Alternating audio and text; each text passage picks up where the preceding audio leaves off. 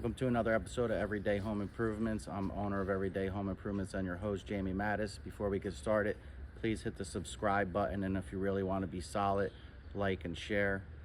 Today we're going to be doing a set of steps and showing you how to get your steps right on your deck.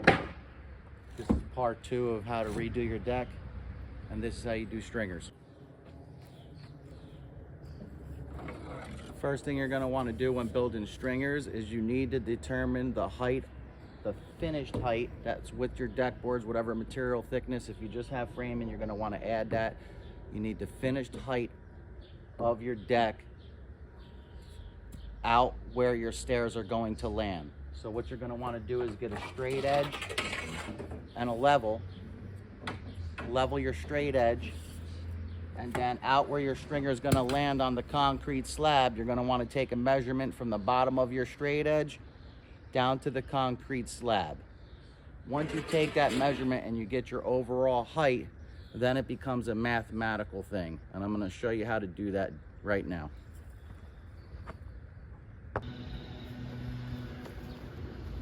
Okay, so once you determine your finished deck height and your finished landing height where the stairs are going to land at the floor height, once you get that height, in our case it was 54 inches.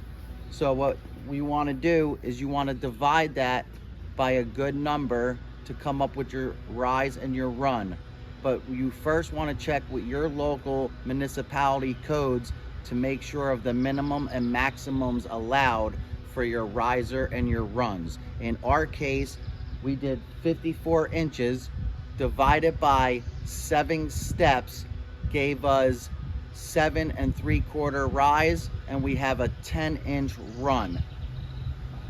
You're going to determine yours by your finished height of your deck and your height from the finished height of your deck to the floor where your stairs are going to land. And you're going to divide it, like I said, and you're going to come up with your stair stringer number. Now I'm going to show you how to mark your stringers out. Okay, so you have one other thing to take in consideration. If you want your stair to go up all the way underneath your deck, that's fine. You would just take that number, and you have 8 total steps. You would make 8 of these. Or you can make the step onto your deck as your last step, like I did here, and you make 7, and this would be your last step. And if you do that, you want to measure from the bottom down and mark so you get the same exact rise on your last step as the rest of your steps. So our material's 1 inches, so I marked from the bottom down 7.5 inches. So once I put my board on here, that's going to give us the 7.5 inch step, or the 3/4, or whatever yours is, as so. So you could do it like this, or if you simply add 1 more stringer to yours, 1 more rise, you would land up here at your deck. That's for you to decide on how you want to do it. This is how I do them.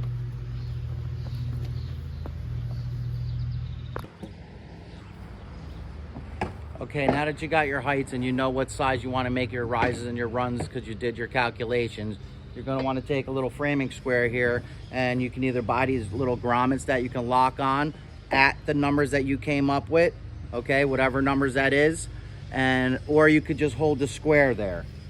So you would hold it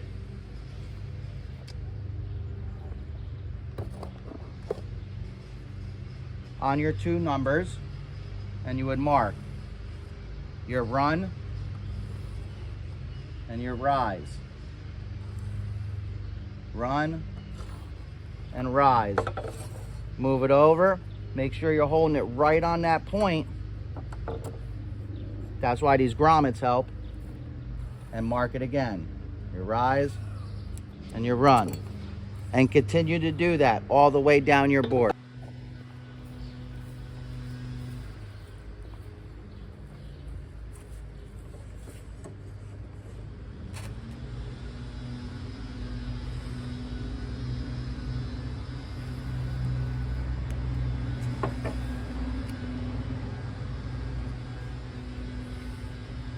You're always going to make sure that those lines match up perfect.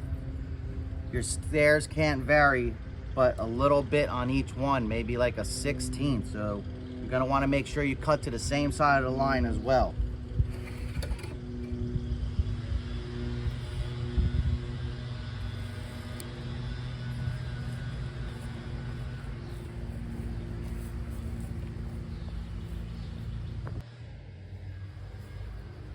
So on your last, you got a rise, a run, and a rise. On your last rise, you're gonna go opposite side with your square, and you're gonna continue this line. That's your cutoff, okay? That's your last one at the top. On the bottom, I'm gonna show you how you do that.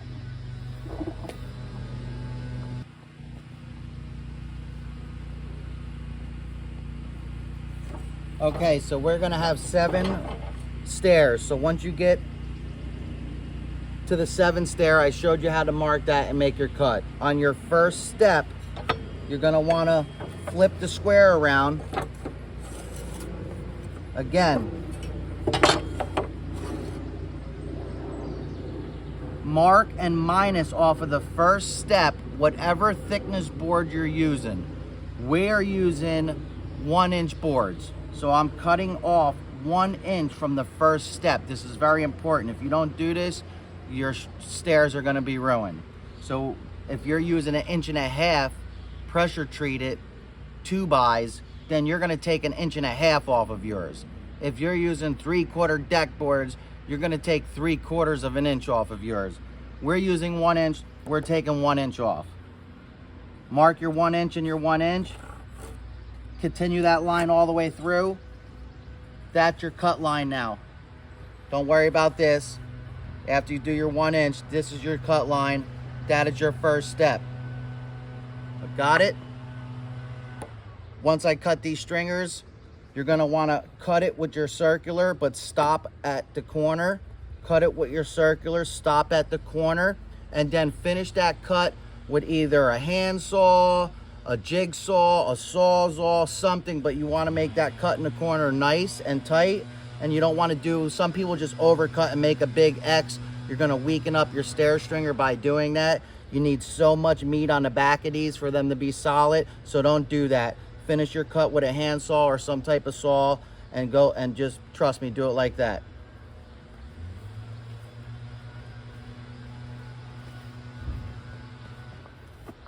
So it's also important to know that once you get one stringer cut and marked, use that stringer as a template to mark all the rest of your stringers. Don't go ahead and just make a bunch of stringers and individually. Make one stringer and then use that stringer to make your other stringers.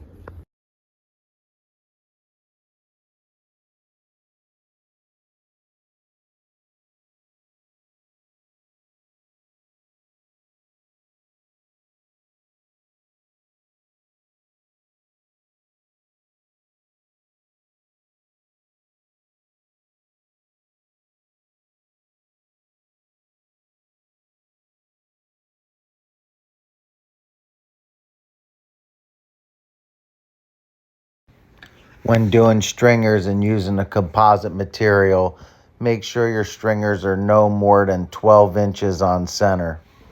Okay, so when you're doing your stairs, okay, you're gonna wanna use the groove edge one on the back side. And then for the nose, and you're gonna wanna use that one like we used on our skirt board.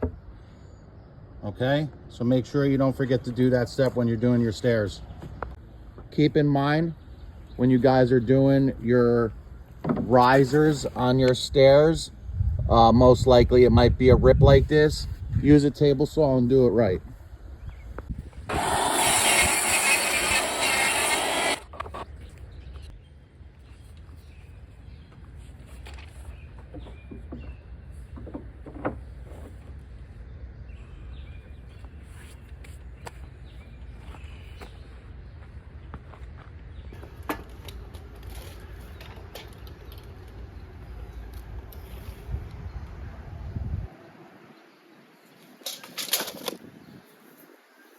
Chalk pencil is excellent for marking the product.